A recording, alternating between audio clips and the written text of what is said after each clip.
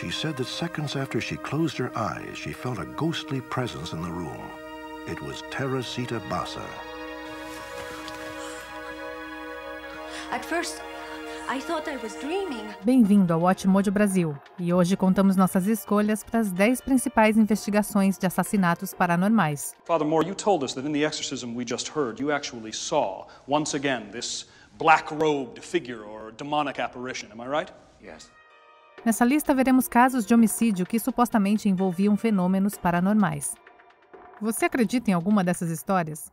Conta aqui nos comentários. Número 10. O Celeiro Vermelho.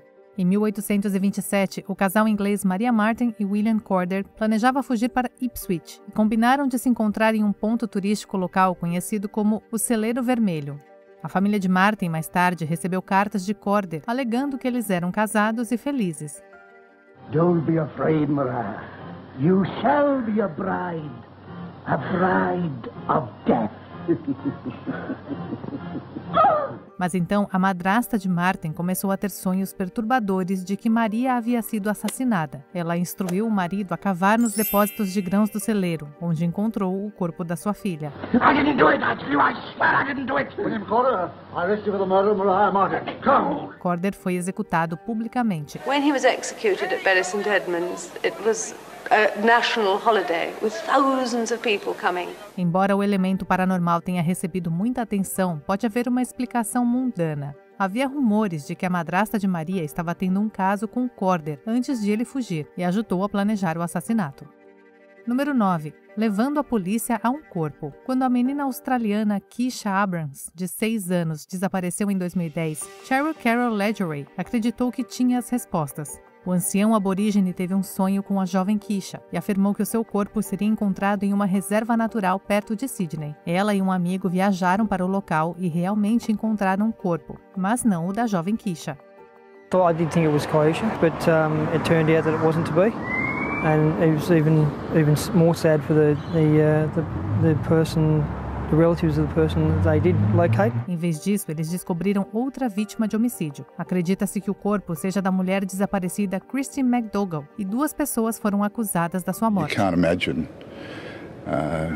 anybody doing that to anybody, and we're still really trying to come to terms with it. Quanto a Keisha Abrams, foi tristemente descoberto que ela havia sido morta por sua mãe, que foi condenada a uma pena máxima de 22 anos de prisão. The arrest finally came when Abrahams and partner Robert Smith unknowingly led police to the grave by going back there on the 1-year anniversary of her death. Número 8. Mary Jane Reid e Stanley Skridla.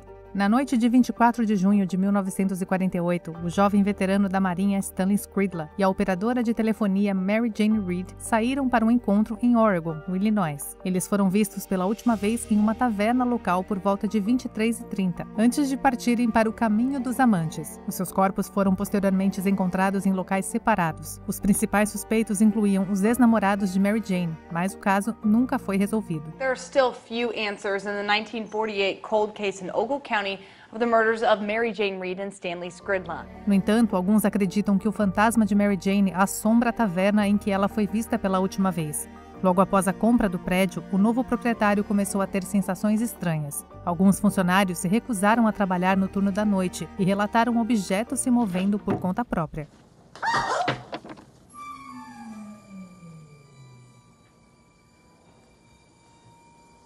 É possível que Mary Jane ainda esteja tentando resolver o seu caso.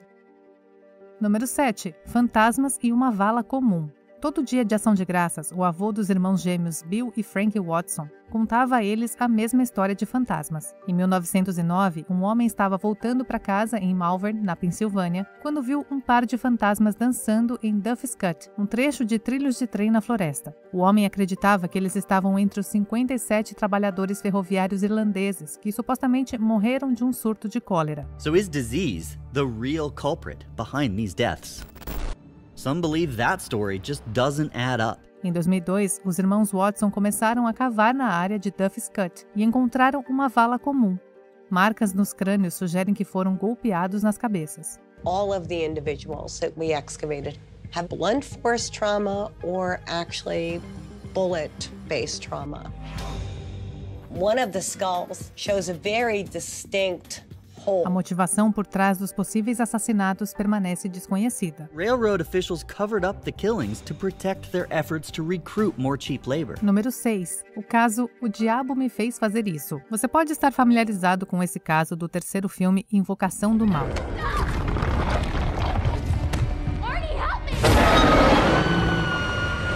Em 16 de fevereiro de 1981, um homem de Connecticut, Arne Cheyenne Johnson, esfaqueou o seu senhorio Alan Bono até a morte.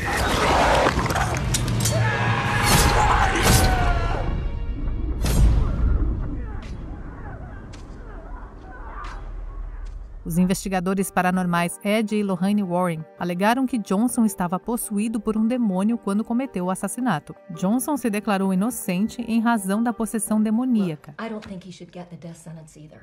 But I am not going before a grand jury and saying he was possessed by demons. Tornando esse o primeiro processo judicial na história dos Estados Unidos em que tal defesa foi julgada. O caso ganhou atenção nacional devido à defesa bizarra. Johnson foi considerado culpado de homicídio culposo em primeiro grau e condenado a 10 a 20 anos de prisão. Número 5. O fantasma de Ann Walker. Em 1735, o autor Arthur L. Hayward publicou um livro chamado Vidas dos Criminosos Mais Notáveis. O seguinte relato de uma aparição em Durham, na Inglaterra, vem no seu livro. Uma noite, o espírito sangrento da governanta Ann Walker apareceu ao moleiro James Graham e contou a sua história.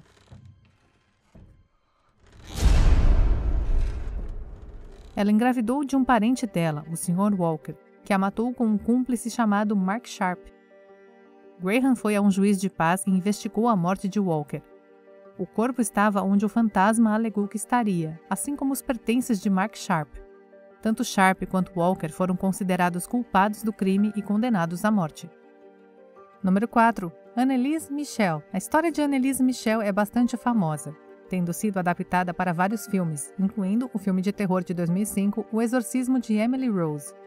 Michelle foi diagnosticada com psicose epiléptica e depressão quando adolescente e sofreu anos de angústia mental. This is a rare development, to be sure, but one that I have witnessed numerous times. You mean that Emily was both epileptic and psychotic? Yes. Quando a medicação não ajudou, a sua família suspeitou que ela estava possuída por um demônio e a sujeitou a 67 exorcismos. Don't ask it any questions or pay any attention to what it says. It? We won't be dealing with Emily tonight. Posteriormente, ela morreu de desnutrição aos 23 anos. Após uma investigação, os seus pais e os 2 padres que conduziram os exorcismos foram acusados de homicídio culposo. Todos foram considerados culpados pela morte de Michelle e receberam sentenças suspensas. You are guilty, Father Moore. And you are free to go. This court is dismissed. Muitas vezes é visto como um caso trágico em que a doença mental foi mal diagnosticada em favor de uma interpretação sobrenatural. Número 3. Teresita Bassa fala através de outro. A moradora de Chicago, Teresita Bassa, foi encontrada morta em seu apartamento na noite de 21 de fevereiro de 1977. O seu corpo foi descoberto quando o corpo de bombeiros foi chamado para lidar com um incêndio e acredita-se que o perpetrador tenha ateado fogo para encobrir o crime. Initially, the apartment seemed unoccupied, but soon the firemen made a grim discovery. Aparentemente funcionou, pois o caso foi arquivado rapidamente. Alguns meses depois, o colega de trabalho de Bassa, Remibius Remy Chua, ajudou a desvendar o caso. De acordo com o marido de Remy, ela acordou de um cochilo em transe, falou com uma voz diferente, afirmou ser Teresita e disse a ele que o seu assassino era outro colega de trabalho chamado Alan Showery. He said the first session only lasted about 30 minutes, and then at the end his wife woke up. He asked her if she knew what happened. She said she didn't. Após uma investigação de homicídio, foi provado que Showery realmente cometeu o crime e foi condenado a 14 anos de prisão. To this day, I'm not quite sure if Teresita came back. It's one of those bizarre incidents that you don't know is true or not true. Número 2. O fantasma Greenbrier. Em 1897, Elva Zona Hister Shue supostamente morreu de causas naturais em Greenbrier Country, em West Virginia. A história oficial era que Shue morreu no parto, mas a sua mãe não tinha tanta certeza. Help her! Help her, please! What's What's happening? She can't breathe. Please, No. please, No. just breathe, Lord, breathe. Mary Jane Hister afirmou que o fantasma da sua filha a visitou durante a noite e disse a ela que o seu marido, o ferreiro Erasmus Shue, era o verdadeiro culpado. She said he had choked her, crushing her windpipe and breaking the top vertebrae in her neck. Hister abordou um promotor local e exumou o corpo de Shue. Após uma autópsia, descobriu-se que ela havia sido estrangulada e que o seu pescoço estava quebrado, o que desmentiu completamente a história do parto. O marido de Shue foi posteriormente considerado culpado da sua morte e condenado à prisão perpétua. He died of an unknown epidemic that went through the prison population in March 1900 and was buried in an unmarked grave. Antes de continuarmos, se você gosta do nosso conteúdo, deixe o seu like nesse vídeo, se inscreve aqui no canal e ative o sininho das notificações. Tem vídeo novo todos os dias. Número 1. O caso do fantasma Hammersmith.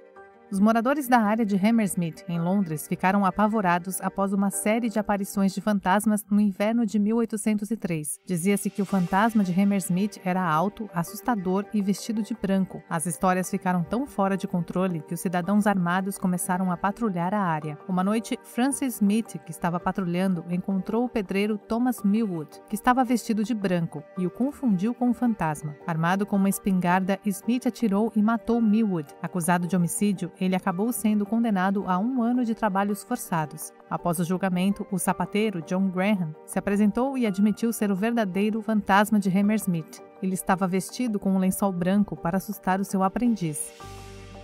Você gostou desse vídeo? Confira esse outro clipe recente do Watchmojo Brasil e certifique-se de se inscrever e ativar o sininho para ser notificado sobre os nossos próximos vídeos.